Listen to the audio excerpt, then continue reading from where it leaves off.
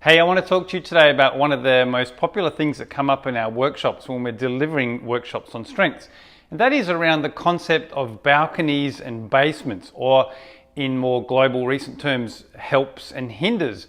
Now, when we introduce people to their strengths, they quite often ask questions like, well, how does it show up day to day? Give me some examples. So the activity that we use is balconies and basements. So let's take Activator, for example. Activator, perfect example today.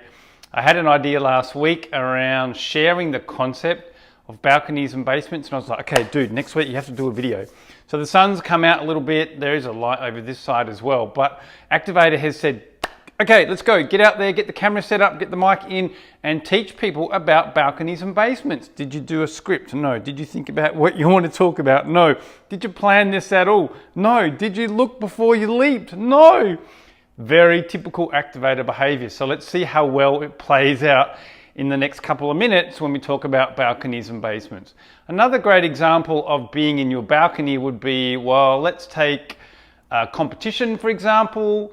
It's quite a reasonably common strength, as in people have it kind of in mid to highs if they're in sales. So let's say you've got competition, the strength in your top 5, and everything for you is a competition. It's not just a matter of being an achiever and finishing, but as a competitive achiever, you need to finish first. Now in sales, this is amazing. In teamwork, this is normally amazing, even though you don't need to compete against everyone else in your team. But where sometimes competition shows up in the basement, in that hinders behavior, is the Sunday game of cricket with the family at the barbecue. So if you're highly competitive, you always want to win, and you might be comparing yourself to others, you might be challenging decisions. So Sunday, the barbecue, you're playing cricket, you don't think it hit the wicket, or you don't think it hit your leg, or you don't think it's fair that you got out, so you do the proverbial thing we say here in Australia, and that is you pack the shits and you take your bat and ball, could be baseball, and you go home. Now, is that kind of a behavior where you're arguing with people, challenging them on the decision, changing the energy of that Sunday barbie, is that the best way for there it is, competition to show up on a Sunday?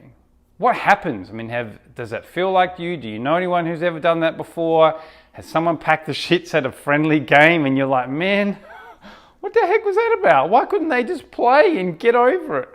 So that would be a great example of balconies and basements. Competition showing up in the balcony behavior would be, you know what? Let it go, it's okay, it's just a game. There's nothing really at stake here except for my reputation if I keep being a dick.